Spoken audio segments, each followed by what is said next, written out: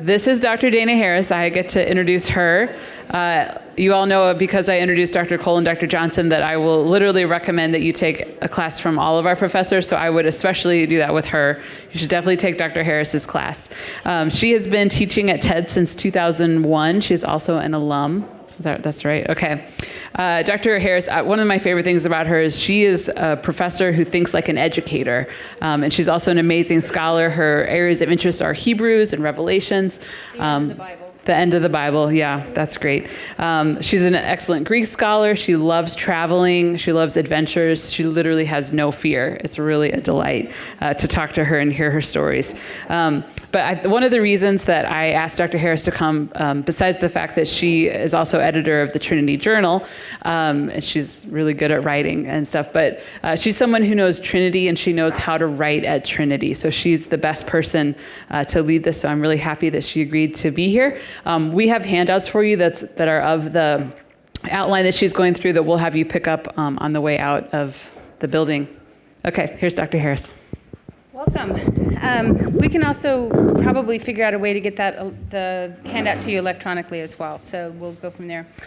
Thank you. I didn't realize that you were all forced to be here, so I'm happy there's such a good turnout. This is great. So anyway, well, I want to welcome you to Trinity, and I guess I could put this under the category of I wish this seminar had been available when I started at Trinity. So I'm excited to talk about this.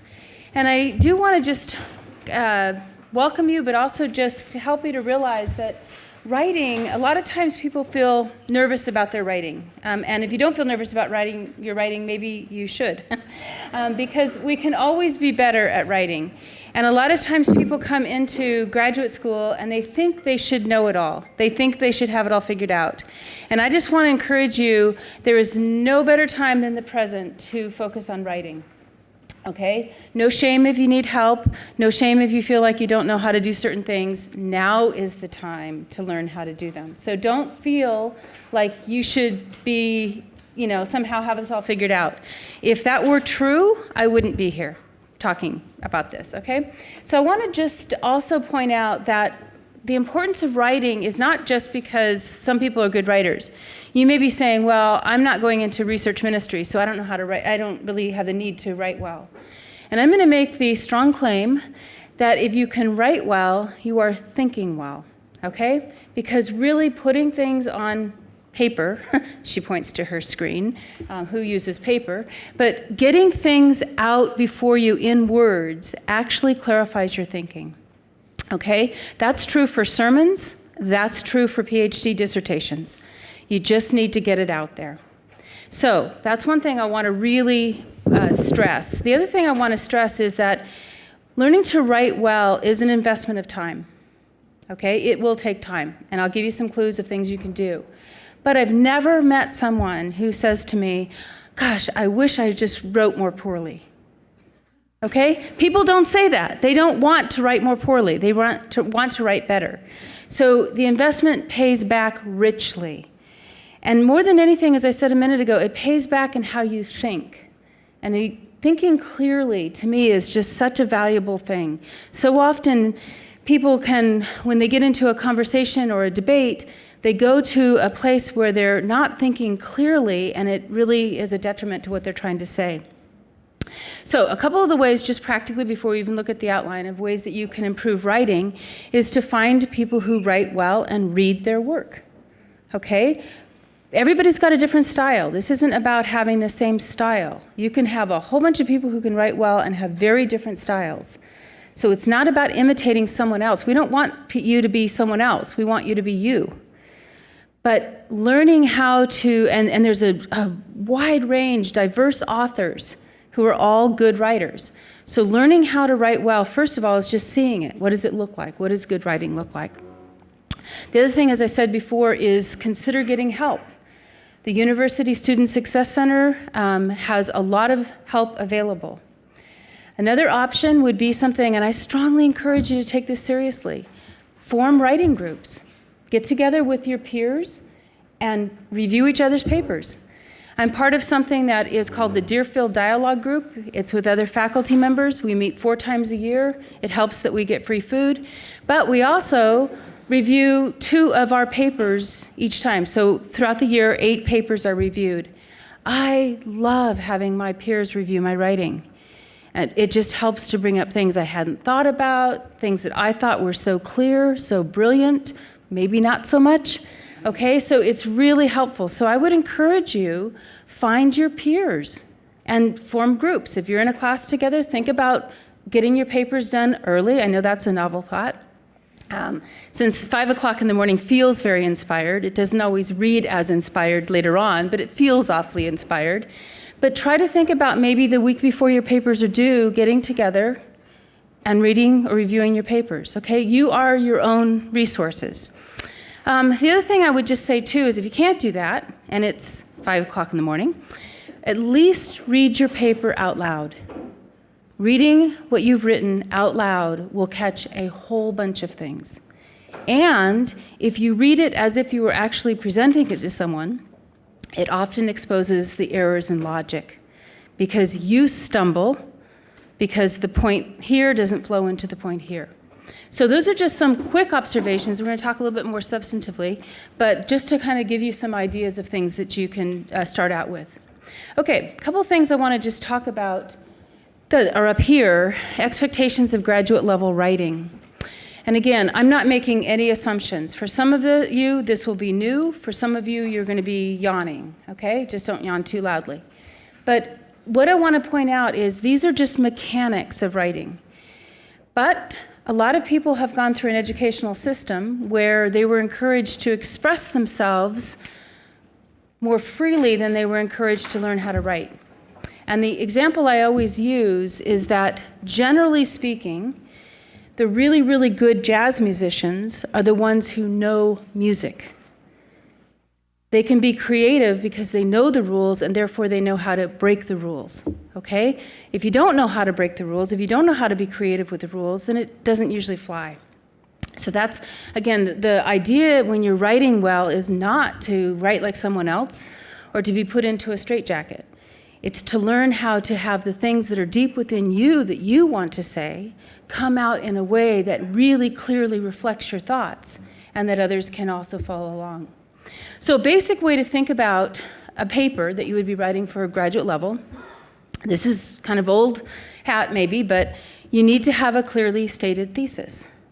You need to be writing about something, okay? And a thesis is not, I'm going to write about Christology. Okay, Christology is a topic. It's not a thesis. A good thesis is one that can be challenged. Therefore, it means it can be defended. So you're going to say something that maybe others will not agree with. That's great. That means you're saying something new. But in order to say that, that means somebody can challenge, which then means you can give reasons to support your thesis. Okay? So if you're going to write it, again, just to use this example, if you're going to write about, the light theme in the Gospel of John, what's to challenge on that? I don't know of anybody who would challenge it exists. So you need to say something about it that can be supported.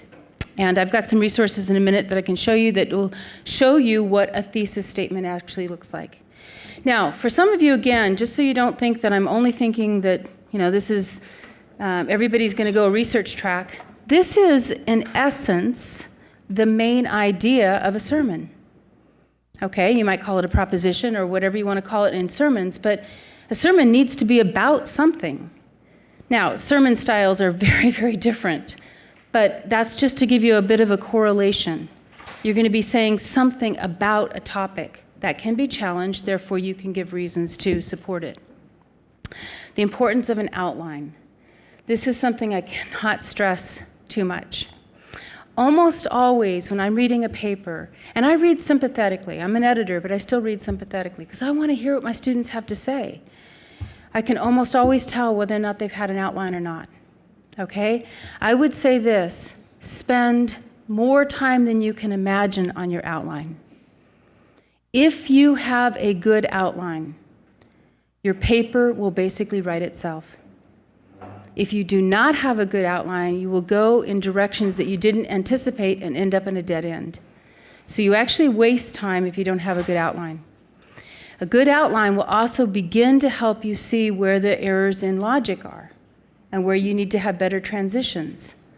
So if you're writing a paper about, I don't know, the fishing industry in Galilee, okay, you would need to give historical backgrounds, you would need to give enough of the information, but you need to talk about, whether or not what the economic structure was like, why might people have formed cooperatives or something like that. But in order to understand that, you really need to form that good outline. The outline comes from your research. Okay, as you're researching a topic, you read somebody and go, I hadn't even thought about that. Where am I going to fit that in my outline? Okay, I've got to revise, I've got to tweak, and then you start bringing in other things. Okay, so that's something I really stress, because again, you won't go wrong in an outline. I'll also just give you a really quick little hint for maybe something else, but when you've got a written exam, okay, so whether it's in part of a master's program, or we don't have PhD students in here right now, but if a PhD comps, or if you have a written essay as part of your final exam, do the same thing. Take a minute, stop and think about what the question is, outline it, divide your time by whatever you've got, 20 minutes to answer the question, 10 minutes on this, 10 minutes on that. It will help you so much. But a good outline will basically help you to, as I said, it writes the paper itself. Almost. Okay, next thing I have down here, the importance of anchoring a point in more than one source. When you're writing a paper and you footnote things, you want to tell where you got your idea. But if your paper is of all your points are only anchored in one source, it doesn't really show a lot of depth of engagement. At the graduate level, we're really hoping to see you interact with a lot more sources. So that means that ideally, and that's kind of, I'll put these 2 points together, what's the role of a footnote? Minimally, the role of the footnote is to tell me where I got the information. Much more important than that, the role of the footnote is to show that you are engaging with other viewpoints. Maybe you're going to be arguing one point. I'll just pick on something else, but if say you're talking about a certain kind of atonement theory, it will really help in your footnote if you engage with other atonement theories, particularly ones that you disagree with, and you can explain why you disagree with them. It can take a lot of time to write a good footnote, but a good footnote can really show that you know your field. Okay? So footnotes can be used to expand a point that would otherwise detract from your overall outline, or they can show a dissenting opinion, a dissenting view. Okay? So very minimally, the footnote tells me where you got your information. And actually, a way to test this out is to look at really, really well-written books. Many times there's another whole sub-discussion that's going on in the footnotes. So you should be able to read a paper without looking at the footnotes and get the main point. In other words, you don't want to bury main points in a footnote. But on the other hand, if all the information in your footnotes is in your main paper, then your main paper is unwieldy. So you should be able to read the main text and get the essence of what you're saying. That's two-dimensional. Then you add in the footnotes, and now it's three-dimensional. You've given depth, you've given texture, you've given richness. Okay? In many respects, that would be the difference between an A paper and a B paper. Is just what you just said. Last part, but the part previous to that. I'm not sure how far back to go. I'll just say this. Okay, so the main part of the text should be freestanding. Okay, you don't want to have to use the footnotes to support something in the main text. But on the other hand, the footnotes will add depth and richness and add much more. Okay, so that's kind of just some basics on writing. I've put up here, and we've got 2 computers going, so at some point in time I hope I can also adjust this one. But there's some resources. Hopefully we can get you a soft copy because these are all hyperlinked. And then you could just click on the sources. But I did try to give you the trail of how to get them. So in the Rolfing Library Research Guides, Rebecca Miller has done a fantastic job developing these. She and I have worked together on some of them. They've come out of the needs of students. Okay, so all of these are student-driven resources. And I've got some, there's ones, how to write an academic paper at TEDS, and then there's how to make an argument, proper style. Those are all on the Rolfing Library webpage. So just start playing around and you'll find it. It's pretty easy to navigate. Okay, a couple of things now that I want to talk about is elements of good writing. I can go through these pretty quickly, but clarity of expression versus obscurity. Just because something is hard to understand does not mean that it's erudite and scholarly. It just means that it's hard to understand.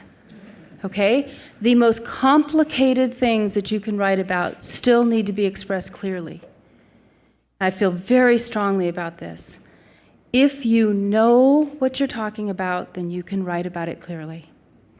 Generally, when people are using kind of convoluted expressions and phrases, it's either because they're hoping to come up with something that sounds good, or they're thinking that's what good writing is about. It's much, much better to start out writing clearly, even if it feels very basic. As you go along and you become more comfortable in your field, you can add in things, but start out with clarity of expression. I can't tell you how important that is. Okay, so it's simple little things like avoiding passive constructions and all those kinds of stuff, but it's really, again, if you can say it clearly, that's the goal.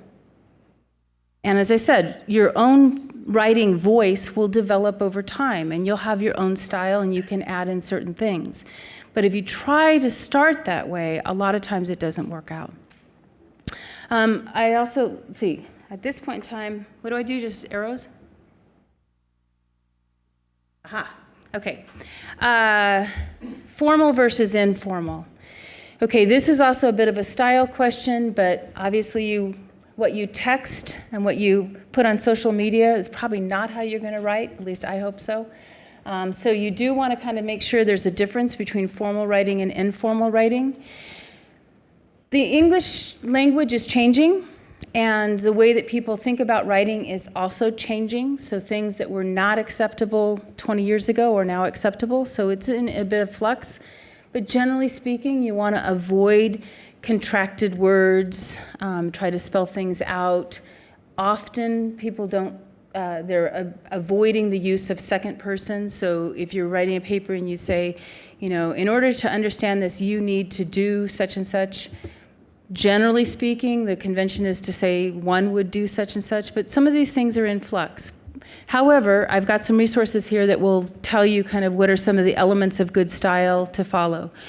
For me, the one that's really important is to avoid colloquial expressions or avoid cliches. So, you know, I always laugh when I'm reading papers on my screen because everything in my class is electronic. I haven't had a hard copy paper for 3 or 4 years. And when I'm reading a paper on my screen and people start out by saying, much ink has been spilled.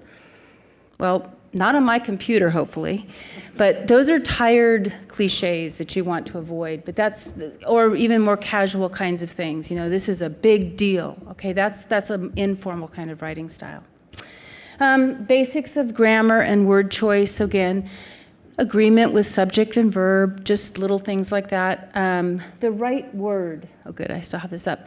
I want to say something about a thesaurus. If you're not used to using a thesaurus, you really should start getting used to using one. I don't know what it is about human beings, but very often we will have a sense that it's not the right word, even though we don't know what the right word is.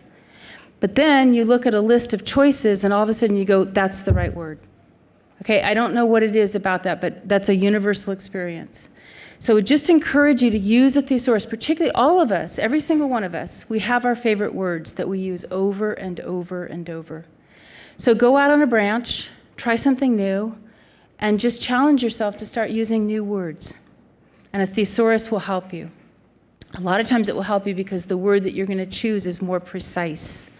And again, if you're turning in a paper, the only thing the person has to interact with is your text.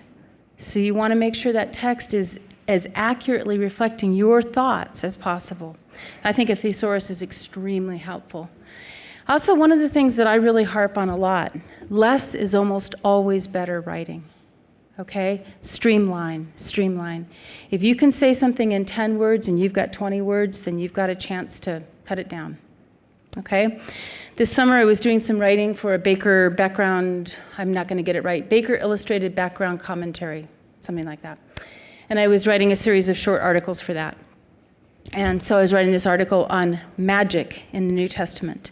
And I started calling it like Jeopardy, Magic for 300. Okay, so I have to write about magic in the New Testament world in 300 words. Every single word has to count. But you should think about that as well in your own writing. Okay, if you've got a 10-page paper, aim at first to have a 15 or 20-page paper, and then contract it down and streamline it. That's what will give you a very solid paper. I can almost always tell when students have said just about everything that they're going to say in 5 pages, and they're doing everything possible to stretch it to 10. Okay? That doesn't work. So you want to think about how to streamline, so you should overwrite, and then streamline and cut and condense.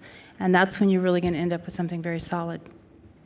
Okay, I have down here, why bother anyway? Part of the reason why we bother is because it's like anything that we do where we have to learn a new set of rules. Okay, if you go into sports or you go into music, there's a convention, there's a set of conventions you need to learn to be in that world. And to a certain extent, I would say that when you're writing and you're in graduate school, there's a certain set of conventions. Now, I say that with a hesitation because we've got a lot of backgrounds represented here, so I'm not suggesting there's just one uniform way to do this. But in this community, there are certain conventions about, again, basic rules of grammar, spelling, do double check your spelling, things like that, okay? So it's basically a sense of saying we're part of this community, and these are the things that we're doing to be a part of this academic community, okay? It's also, as I said before, that's one reason I think that's important, but I think even more important is learning how to express yourself clearly. And I want to keep stressing that learning how to write well and learning how to format and do all those kinds of things is not to stifle your creativity. It's actually to enhance it. So as I said before, if you know the rules of a game really, really well, then you can be creative in how you tweak them and adjust them because you know them well enough to know why you're adjusting and tweaking. Okay, so that's a parallel that you might want to think about.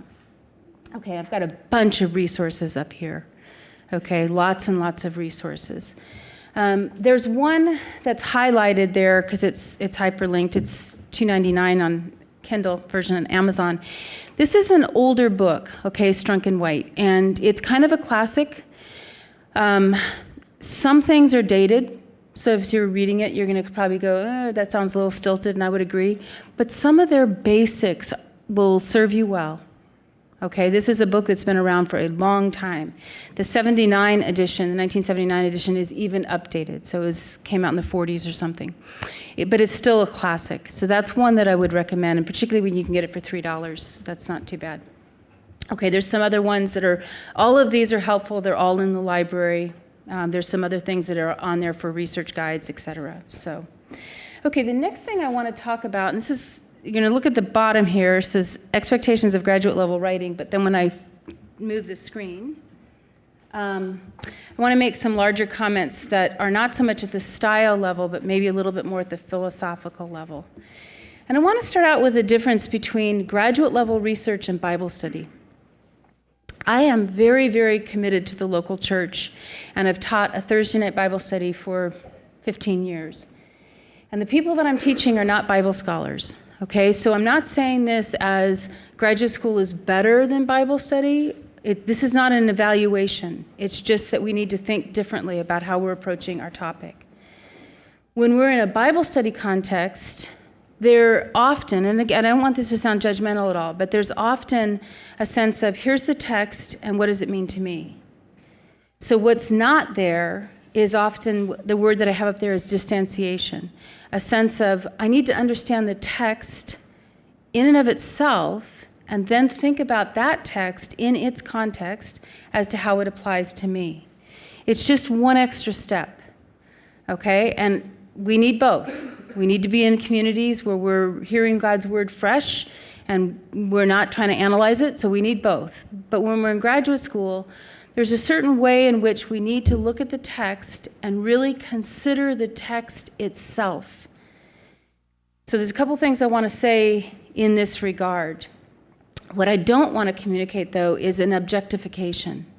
Okay, as I always say in my Greek exegesis classes or any of the classes that I teach, if we're going to take the text and look at it, we're not objectifying it, because ultimately we are getting to know someone better. That's the object of our study. We're getting to know our Lord better, and we're getting to know our Lord better through his word, and that word changes us.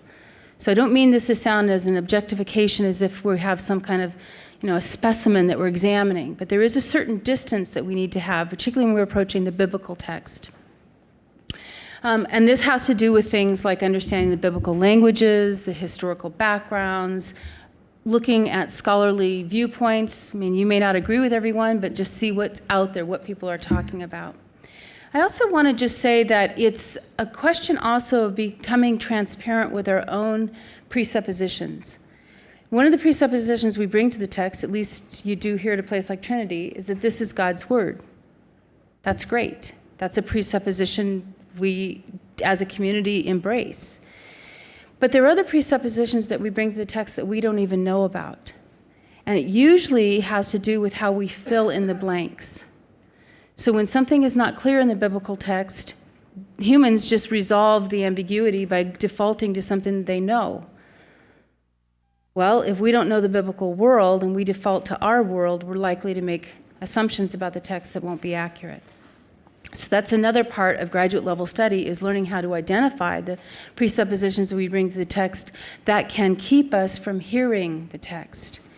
And there's a whole number of these, okay? We bring presuppositions because we're in the 21st century, but we all bring different presuppositions because of our own social location. We just see the text as we see the rest of the world. So one of the things we need to do is to start understanding, how do we see the rest of the world, and how then do we bring that into our text? That's for the biblical text, but that's also true when we're reading other, whether we're reading theology or history or whatever the object of study is, we're going to first understand it through the way that we see the world. And so there's a lot of study that means we have to start understanding our presuppositions and how we're going to see the texts, whichever ones we're looking at. The other things I would just say is this is why it's helpful just to know some of the basics. What was it like to live in biblical times if we're doing biblical studies? What was it like to live in, France with the Huguenots if we're doing church history? I mean, there's just what's it like to be living in different contexts will help us as we begin to understand where that text is coming from. And I would have to say that that's particularly true when we're dealing with contemporary texts. So if we're in theology and we're reading contemporary texts and people are writing from a background that's not ours, really, we're going to have to first learn how to enter into the world that makes sense of that text so that we can hear that text well. Okay, so those are just some basic ideas. Engagement with critical sources. What I mean by this is really challenge yourself, if you're used to only dealing with evangelical sources, to start thinking about how you can hear other voices. I cannot encourage you enough to do this, particularly if you're dealing with Bible commentaries. Learn how to engage broadly. Look for non-evangelical sources. Engage with them. Okay, the goal of graduate study is, and really I would say the goal of life, is not to engage with only those voices that agree with you, but actually to seek out and engage with the voices that are different, and ultimately even voices that you disagree with. Nothing will help you to formulate your own thinking more clearly than to engage with other voices. They will either shape the way you think and change the way you think, or they will sharpen and clarify your own views. But one of the things that I push hard against students, particularly in Greek exegesis, is only engaging with evangelical scholarship.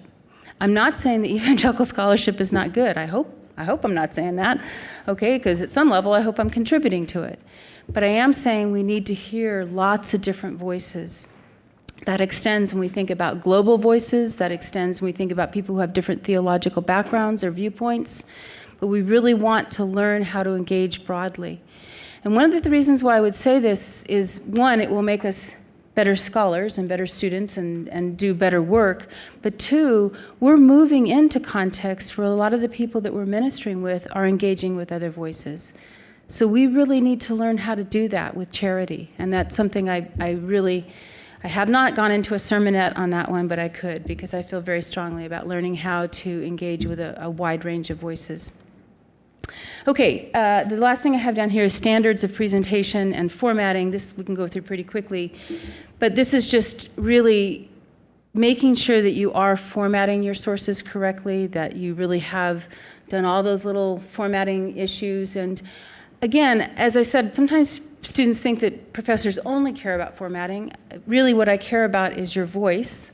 But formatting is a way of showing that you've gone the extra effort to do the right, to put things in the right format and to take the extra care on your paper. So I'll say it this way. I mean, when I see that a student has put a lot of effort into presenting their paper and it's clean, there's no typos, there's things like that, then I want to return the favor and put a lot of effort in engaging with that paper. So it's at that level. Okay, I've listed some resources there, so you can go ahead and track those down. And we have hard copies. I saw them come in, so you'll have these. A couple of other things I want to say now have to do this idea of information literacy. And this is a growing issue, really, and I'm very much for the internet. I really am. So this is not an anti-technology thing. In fact, I love incorporating new kinds of technology. So I'm very, very open to that. So this is really a general statement about what is now being called information literacy. I can start out by an easy one. It's talking about what's the difference between a scholarly source and a popular level source. Generally speaking, if you pick up a book and it has no footnotes, it's not a scholarly source, okay? Footnotes, again, it's that sub-discussion, that sub-dialogue that says, here's what I'm saying, but here's what everyone else is saying, and you can think about it this way. Here's what this scholar is saying or this writer is saying, and here's where he or she fits on the map, because they're helping you to see what the map, who else is on the map, and they're locating themselves with regard to others, and I think that's very, very helpful.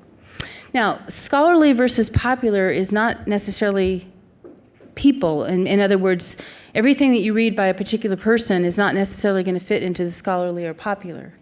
Okay, many well-known scholars also write at the popular level. Okay, so if you're reading something by N.T. Wright, it's probably going to be scholarly. If you're reading something by Tom Wright, it's probably popular. It's the same person. And it's fine to have both of those, okay? We need both. And a lot of the popular level writing is being done at the level of helping the church more broadly. That's great. The question is, what's an appropriate source for graduate level research? Okay, so it's not a condescending comment about popular level work, it's just that's not appropriate for graduate level research. And you have, as I said, plenty of people who write in both camps. So that's one thing to pay attention to. The other thing I would say kind of at this level as well, study Bibles in general are not scholarly resources for the graduate level. Okay, part of that's because study Bibles are meant to distill a lot of information, but they don't give you the sources. Okay, that's just, and study Bibles are great. I've contributed to them. They're wonderful resources, but not at the graduate level. So that's what I'm trying to get at, is you want to be able to go deeper and engage with sources at a more critical level. Then I would put down things too, like devotional commentaries, all of those kinds of things. They have their proper place, but not at this level. I'd also make a comment that I've had a lot of times students cite class handouts. And I would just say this, try to avoid citing unpublished materials, okay? When professors give you handouts, it's not been vetted. Hopefully it's not wrong, but it's not been vetted. It hasn't gone through a peer review. It hasn't gone through an editorial board. It's just basic information to help students come up to speed with a certain topic. It's really not appropriate for your own research. Professors will expect you to go further in the field, okay? I put this up here again because I really care about it, but the letter B there, evangelical versus non-evangelical. Just expand your horizons. Maybe you're coming from a background where those horizons are pretty broad. That's great. But sometimes we need to go a little bit further. And then I want to say something about internet sources. Blogs are not appropriate for graduate level study, even if they're written by outstanding scholars. Okay, a blog is just basically an op-ed, an opinion piece. That's fine. That's fine. I mean, they can be edifying, they can be helpful. There's been some really good blogs that I follow that are very, very helpful, but they're not at the level of graduate level research. The other thing to pay attention to on websites is, generally speaking, pay attention to the domain. If they're .org, that's going to be a lot more helpful than .com, but .edu, of course, is going to be much better. But also, there are tremendous resources. For my field in New Testament, particularly things like textual criticism, there are tremendous resources that are available on the internet that are simply not available otherwise. Okay, so if you're going to look at critical editions, or if you want to see facsimile copies of ancient manuscripts, I mean, you can get all of Codex Sinaiticus online. You can't carry that around. So I'm very much for internet resources. It's just that you need to be careful in which ones you're using. Okay, and there's some more guides there that will help you. Okay, now the next thing that we're going to talk about, and this is probably an obvious thing, but it's really worth spending some time talking about it, and it's how we interact with our sources. When I'm teaching classes, within the first couple of weeks, I have what I call the fear of God talk. And that's what this is now, the fear of God talk. And what I mean about that is that we need to be very, very careful how we deal with our sources. I also want to preface this by saying that, in my experience, the vast majority of times that students plagiarize, they do it unintentionally. Okay, so I start from the assumption that it's not intentional.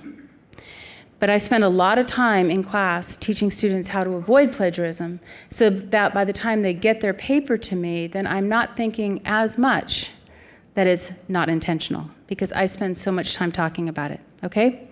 So what I'm going to talk about right now is just philosophically, what is plagiarism and why is it wrong, and then get into a little bit more of the specifics. Okay, plagiarism is taking someone else's ideas and presenting them as if they are your own. Okay, I like to think about it this way. It is intellectual theft. Okay? And really, if it's intentional, if you are intending to take that person's idea and present it as your own, it's a moral issue. I take very seriously that we bear the name of Christ and that our institution bears the name of Christ. So it really is a moral issue.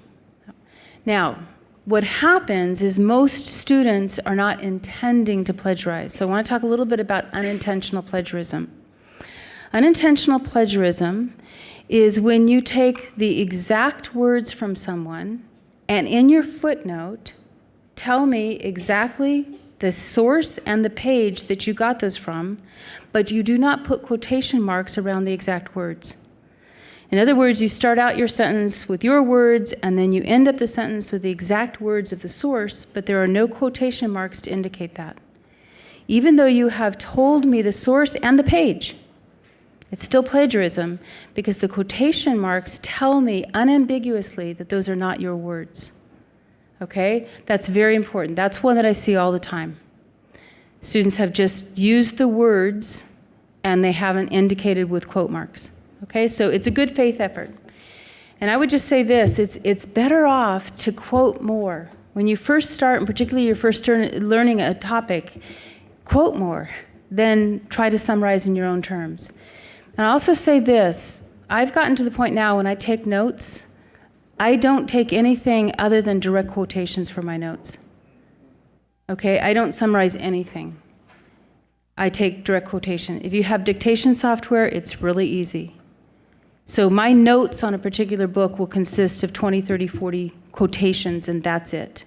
Unless reading something makes me think of something and I know it's my own idea, and then I put my initials first and I write that idea out. Okay, but I'm very, very careful, and I'm going to give you some reasons why we all need to be very careful at the end of this.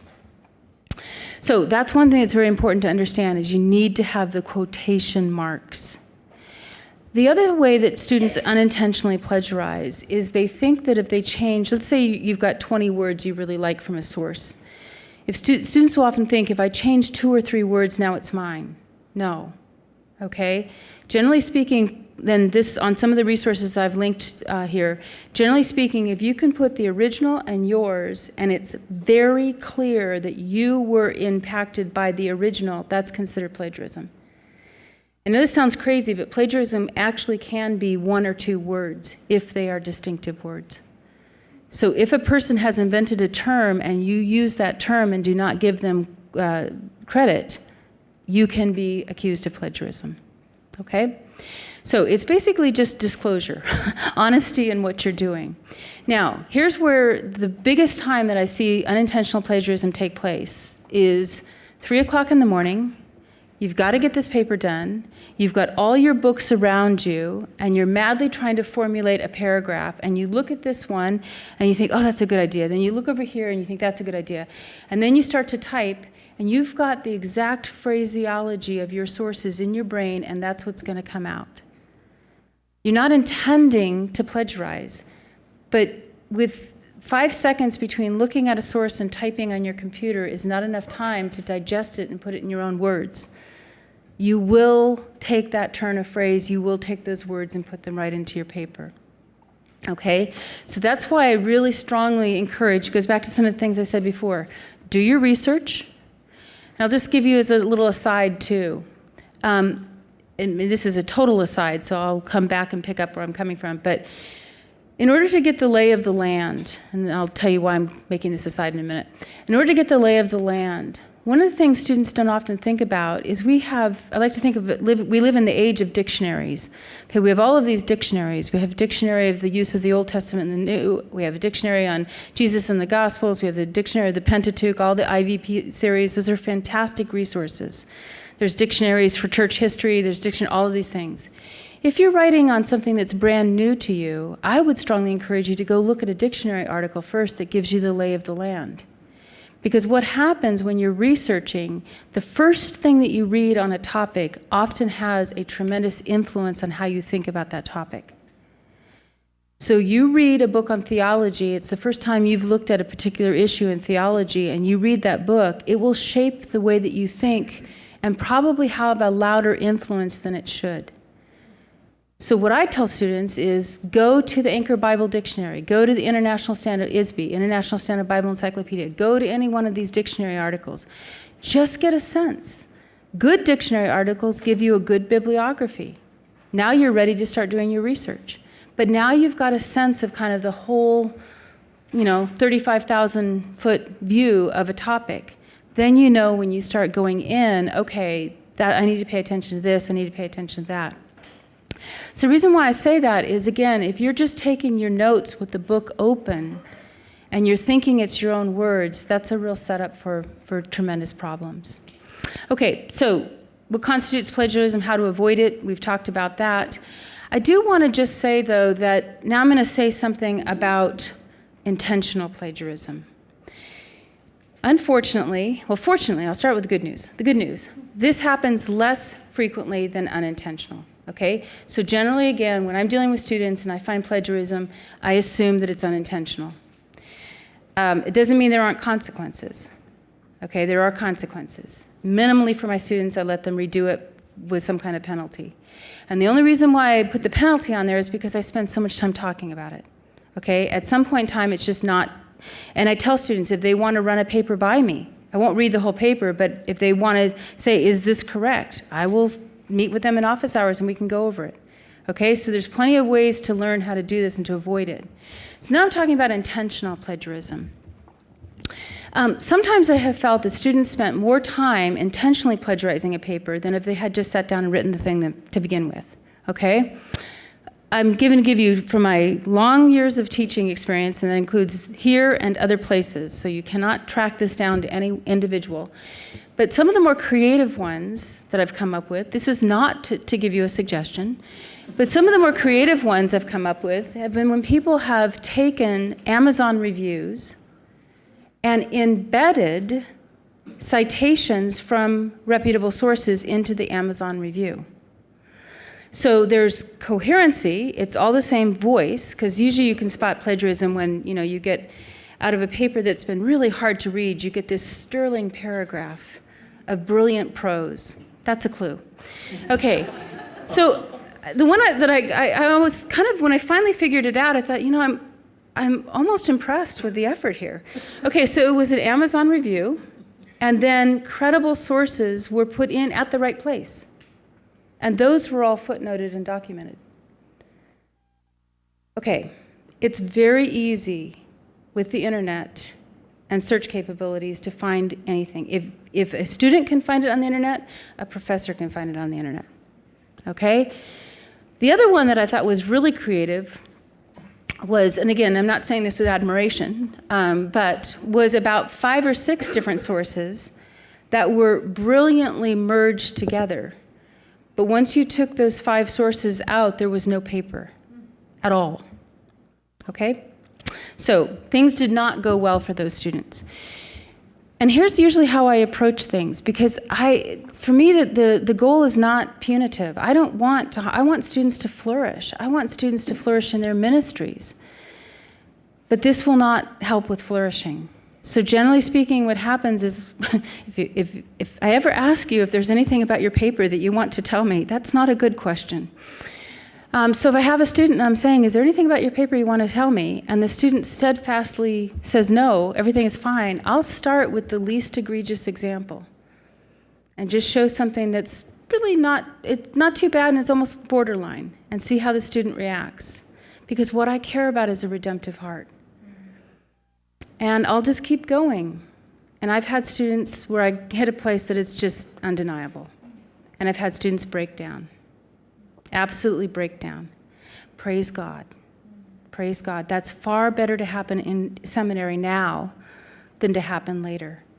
So it's not my goal I don't want to inflict pain on students. I'm not trying to, I'm not looking at every student thinking, there's a plagiarizer, I know it. I'm not. But it matters.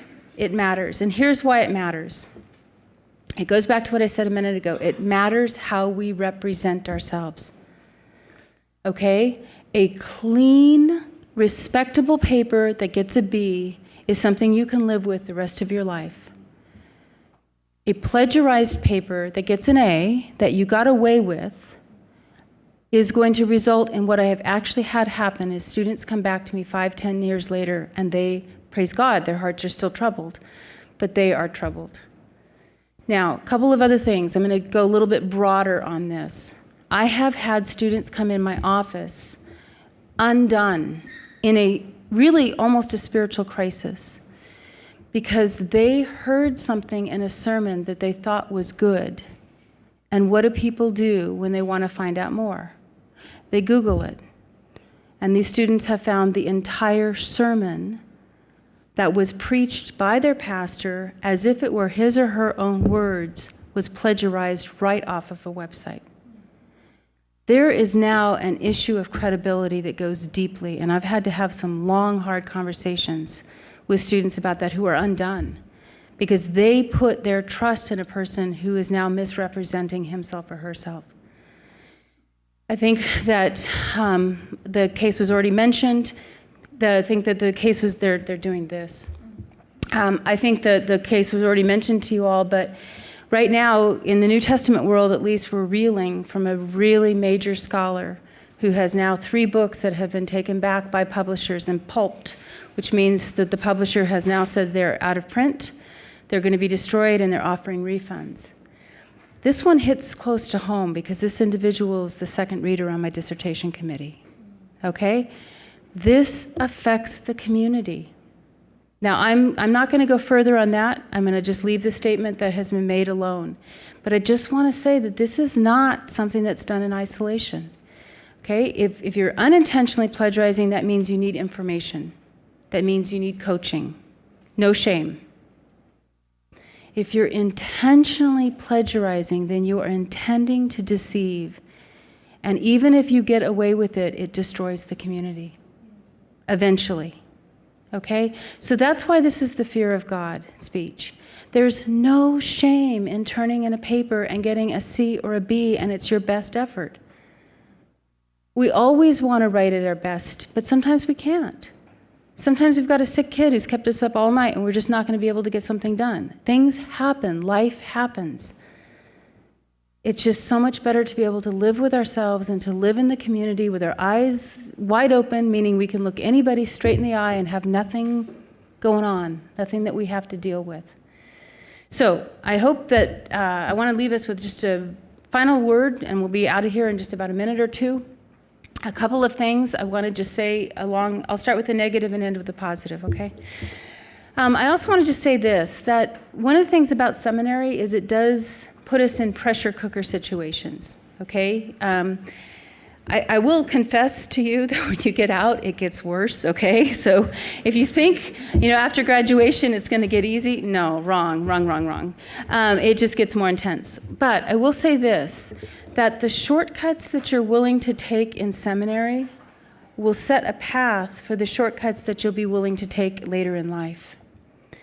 So if cheating or plagiarism is something that gets you out of a bind, the way that human nature is set up, we remember what the release valve was, and the next time we're in the situation, we know how to do the release valve. So I would just say this, it's not worth it. It's just not worth it. Because we don't know when the situation's going to come up later in life, and the consequences could be much greater. So I just leave you the negative, but I want to just also say on the positive, part of the reason why people pledgerize is because they're afraid that what they're going to do won't be acceptable. And what I want to encourage you is God didn't make a mistake in bringing you here. You have things to say that we need to hear. We don't need to hear someone else filtered through you. We need to hear you. So what I want to strongly encourage about writing clearly and avoiding plagiarism is that we need to hear your voice. Trust that God has you here for a reason, and trust that He has something He wants you to say, and we need to hear. And to me, that's the greatest loss, is when people plagiarize, I don't get to hear what they were going to say, and I feel cheated. So enough on the plagiarism. Hopefully you are not too discouraged. It's good to go to a worship service now, right? And if there's a time for confession, men, so be it. But no, I do pray that you're encouraged to write well. I love reading students' papers. I'm constantly encouraged and challenged by my students and the good things they have to say. As a faculty member, one of the things we often say, the best part of being here are our students. Seriously, you come from all over the world, from all over the United States, all different kinds of backgrounds, and we are so blessed and so eager to hear you and to participate with your ideas. So go and write in peace.